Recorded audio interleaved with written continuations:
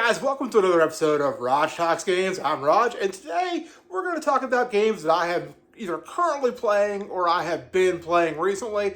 Now, some of these games I do have physical copies of. There's a couple of them I want to talk about, however, that I don't have physical. For once, we're going to talk about something that's not Switch 2 related, because obviously I'm not playing the Switch 2 yet. So let's go ahead and dive right into business. First, I'm going to talk about a couple of games that actually aren't RPGs, because this video is going to be a little RPG heavy. I've been on a really big retro RPG kick so far in 2025, and there are some games kind of fall under that a category that I do want to talk about. But for now, let's start it off with an Xbox game that I played back. I started playing it a little bit in March, and I wrapped it up in April. This was a game that has been on my shame list for a long time. I actually played through most of the game, I would say 5 or 6 years ago, and I got toward the end and got stuck and got frustrated and couldn't get through the end of the game.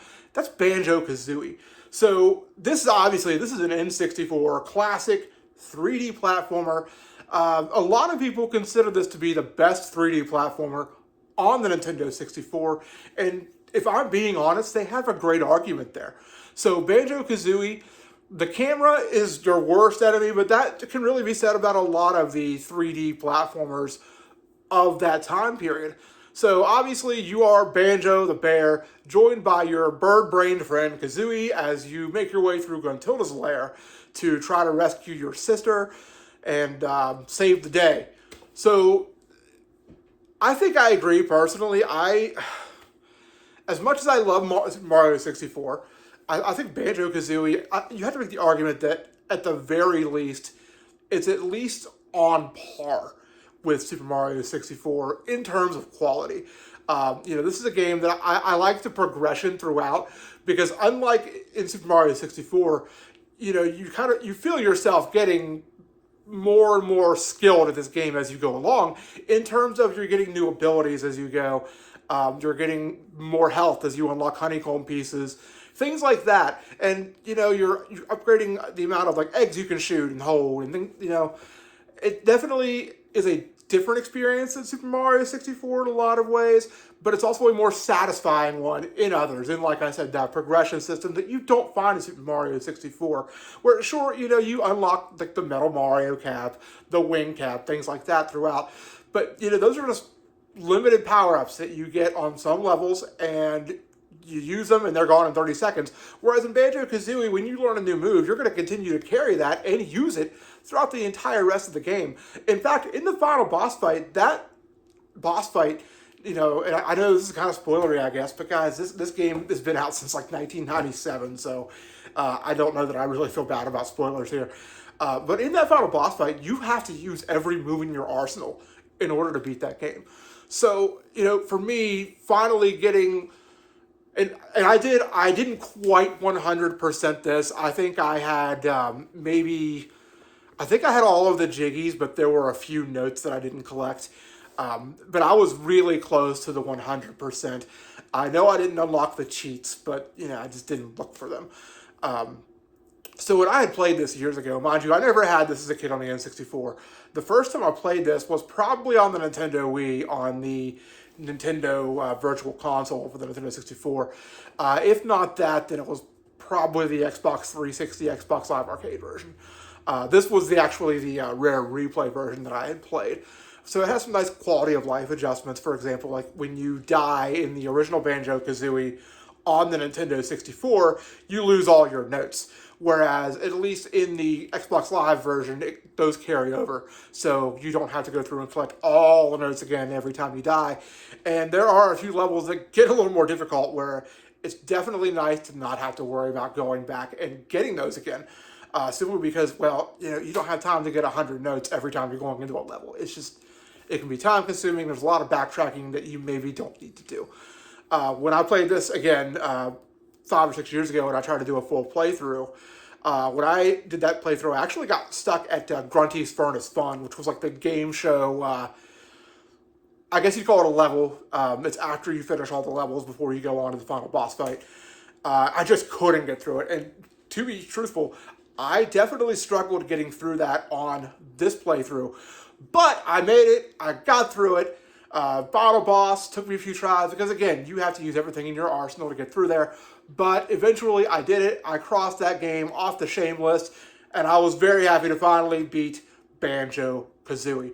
So let's stick with the Xbox theme at the moment. And I also recently played a new Xbox exclusive first party title, and this was Compulsion Games South of Midnight. So I don't know if this game did particularly well. Of course, it was released on Game Pass. I believe the retail release, I don't think it got a physical, but I do know, like, if you were purchasing the game instead of playing it on Game Pass, I believe it was only $39.99. And guys, this game, if you haven't played this and you're on the fence about it and you're thinking, well, it didn't do well, is it really good? Yeah, it's really good, guys. I beat the game in, I would say, probably around 12 hours. The platforming in this game is top-notch. It's very tight. And there are a lot of sequences in this game that reminded me of Ori and the Blind Forest, where you are trying to run away and using all the platform skills you can think of to try and get through these difficult areas. And, I really love Ori and the Blind Forest. Not as much as Ori and the Will of the Wisps. We'll talk about that another time. But, I love the fact that when I played through South of Midnight, it really called back to that game in particular, which is odd because when you look at Ori, those are 2D Metroidvania titles, whereas, South of Midnight is like a 3D kind of action platform game. I don't know that it's fair to call them a platformer, but it's definitely more of an action-oriented title. The platforming also at times kind of had, give me the feeling of Uncharted. The weak spot of the game, I would say, is the combat. There are a few different moves you can upgrade and unlock in your skill tree. Yes, this game does have it's not like really a level up system. It's more of a, you gain skill points. And hello, Cappy. I don't know if you can see it. Well, you probably can't see him. He's now gone, but he was in the corner of the frame for a moment. But anyways, as you're going along, you can find skill points that you can pick up in the world. You also gain some skill points from combat, and you can use these to upgrade different abilities that you unlock throughout the game, and enhance those and give them kind of some new powers and new some new uses through combat and just through exploration. It was a very simple skill tree. It's not huge. The game itself isn't huge, but here's the thing. I think in 2025, a lot of times, we've lost sight of the fact that not every game needs to be a big open world game. There's definitely room on the market for smaller titles like South of Midnight. And, the story also I thought was very intriguing. I really liked the story. I liked the characters. Guys, the soundtrack was banger after banger after banger. I mean, this is a game that truthfully has in my opinion, a really good chance to win Best Soundtrack this year at the Game Awards. But there is one game we're going to talk about in a little bit that might just have it beat. But anyways, continuing our digital game discussion and continuing that trend, I want to talk about one more digital title I've been playing, and that is the Elder Scrolls 4 Oblivion Remastered. So this is a game that takes me back. And a lot of games we're going to talk about today take me back. But this one definitely brings me back to when I was in college, when I got my Xbox 360. I would say it was about a year after I got my 360, maybe 2, that Oblivion launched. And Oblivion was my very first Bethesda game. It was my first trip into the Elder Scrolls series. I had seen Morrowind on the Xbox at GameStop and stuff, and I never picked it up despite being a fan of RPGs. So when Oblivion was coming out, obviously the internet has kind of risen at this point and was a big focal point when you're marketing your games. And I thought Oblivion looked great. And, back in college, I played a lot of Oblivion. It was a favorite of mine. I probably put 40 to 50 hours into Oblivion. I never beat it. And to be honest, I never really played much with the main story. This is a game that I did the side quests on. I did the Dark Brotherhood quests. I did the Thieves Guild quests, but I just never wrapped the game up. And I never did come back to it through time. But with the release of the Elder Scrolls 4 Oblivion Remastered, I've now returned to that world, which, by the way, this a game I'm actually playing on PlayStation 5. Just full disclosure, not playing that on Xbox Game Pass because Bethesda deserves your money. But also, I game share with a friend that he bought it on PlayStation. I do subscribe to Game Pass, and I would have played it there otherwise. But instead, the PlayStation 5 is getting some love. And, this game is gorgeous. It doesn't look like a remake per se, but there is so much more to it as far as like the graphical enhancements than a typical remaster usually sees. I mean, these were pretty significant enhancements in the graphics, and they also made some adjustments to the gameplay so that it feels a little more like Skyrim in some elements. I still don't know that I like it as much as I do Skyrim, but, I do love Oblivion. One of my favorite things since Oblivion has launched, and this has just become a pleasure of mine, is every Sunday morning I'll get up usually around 7 or 7:30, and, I'll go upstairs and I'll make my iced coffee, and I'll come downstairs, I'll sit right here in the seat, I'll recline, get nice and comfortable, and I'll play Sunday morning Oblivion and iced coffee. I'll play for a couple hours, I'll do some exploring, I might do a main quest, I might do some side quests. There's something soothing and just relaxing about spending a Sunday morning with a big RPG like that. To where at the same time, like even though it's such a big grand RPG and such a big adventure, there's no pressure to do anything. You can explore if you want, you can just check out some dungeons, you can do quests, there's just so much to do. And the soundtrack in the game is real nice. And it's almost like a Sunday morning therapy to me, because it's like, typically on Saturdays I run errands, I go to the grocery store. I do get some games in, between going to the grocery store on Saturdays, cooking dinner, this and that. I don't get to play as much as I'd like. And a lot of times Sunday is my gaming day. And it's just a great way to start up the Sunday morning, start to wrap up the weekend by getting that relaxation time in with Oblivion and iced coffee. So maybe I'll stream Oblivion and iced coffee at some point. I don't know. I don't have a camera for my PlayStation. So anytime I do any streaming on this channel, you're not going to see my face when I do it. But let's be honest, guys. This is a face made for podcasting, not YouTube. But here I am.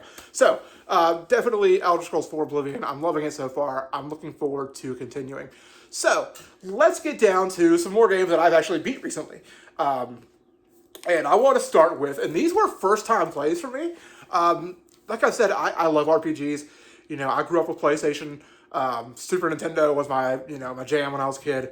I started playing RPGs on the Super Nintendo. It was a Sony PlayStation that really got me into the genre. Despite the fact that, I played some RPGs on Super Nintendo and I fell in love with them, but I really only got to play 3, and that was Chrono Trigger, Final Fantasy II, which is better known as Final Fantasy IV, and Super Mario RPG. Those were Secret of Mana, actually. Those were the only RPGs I got experience with.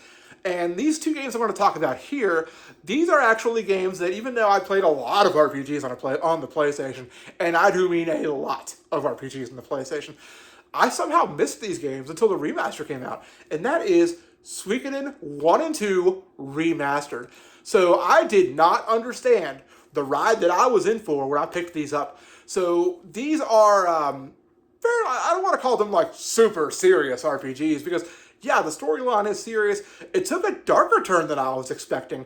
I knew they were like wartime set RPGs and they were based around war stories, but I truly did not expect what happened in the stories, especially in Suikoden 2. It was almost, a lot of times, it was like watching an episode of Game of Thrones, and just these characters that you've grown attached to and you love, they're just dying left and right. They're getting killed on the battlefield, And I really did like Suikoden 1, and there's your first really good view of Kathy as he just walks by. However, I will say, Suikoden 2 here, guys, I can't believe I never played this. Suikoden 2, I will unironically say at this point, and I've not beat another game I'm going to talk about here in a little bit, but I personally think Suikoden 2 is the best game I've played this year. That is a game where I just got super attached to the 3 main protagonists. I just fell in love with them. And I really think like Luca Blight is one of the best antagonists in all of RPGs. So if you haven't checked out the Suikoden 1 and 2 HD remaster, it is available on all consoles. It's on PlayStation 4/5. I think it's on the Xbox. It's on Steam, Switch. There is a Switch 2 version coming. It is a game key card.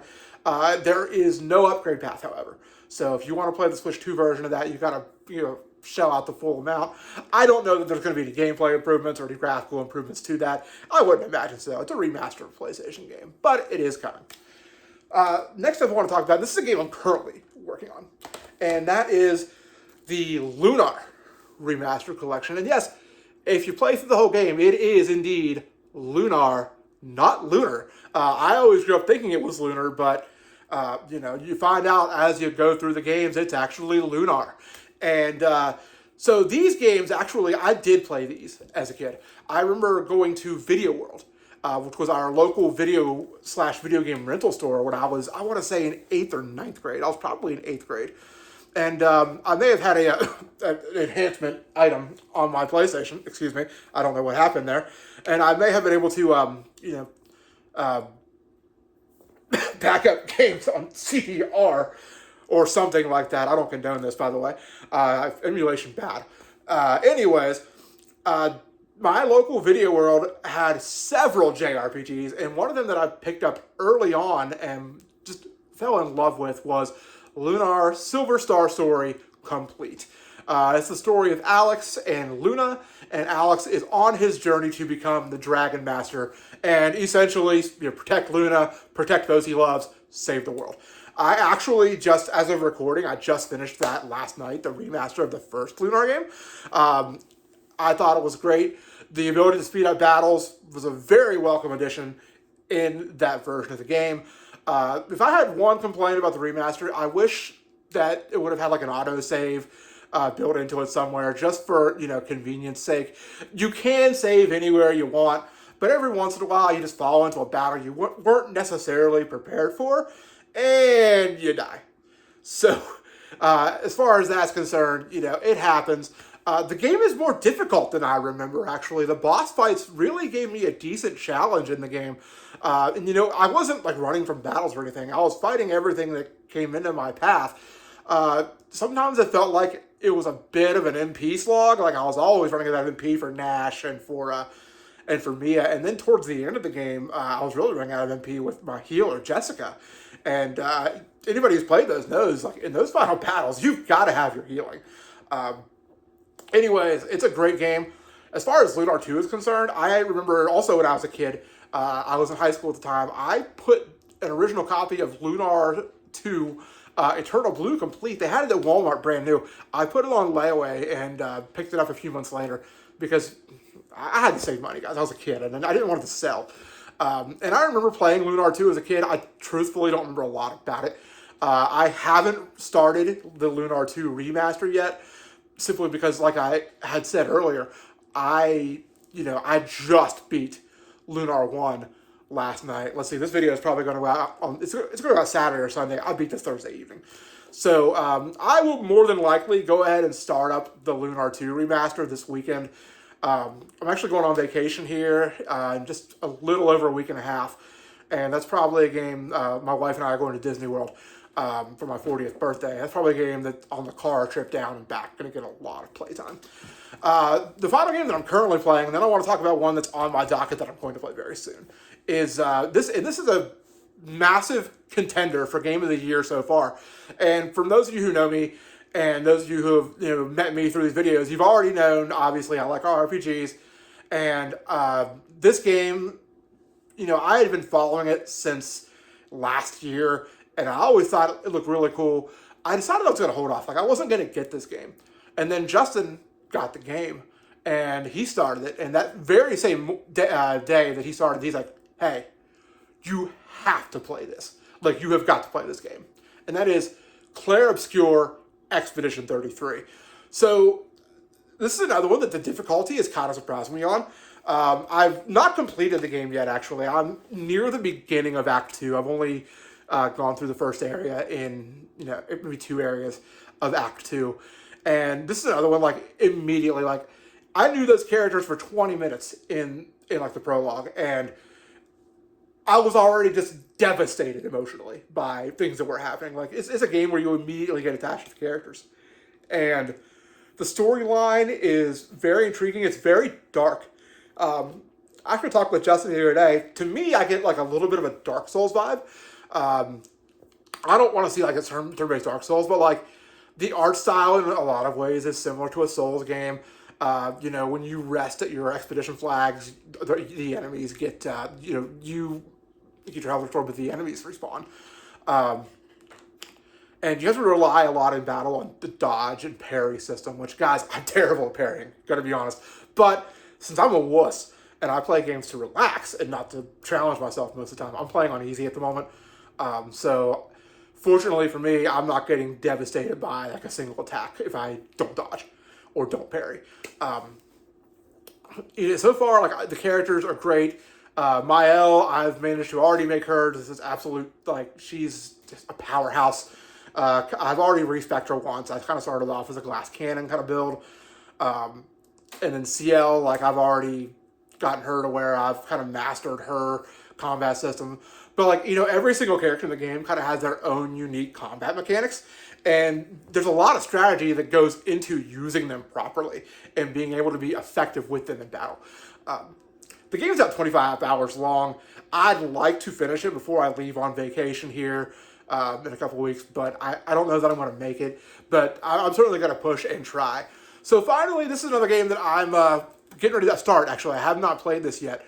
And every year, Justin and I do we call it the 12 and 12, where we make a list of 12 games out of our backlog that we've never beat, and we try to beat them all.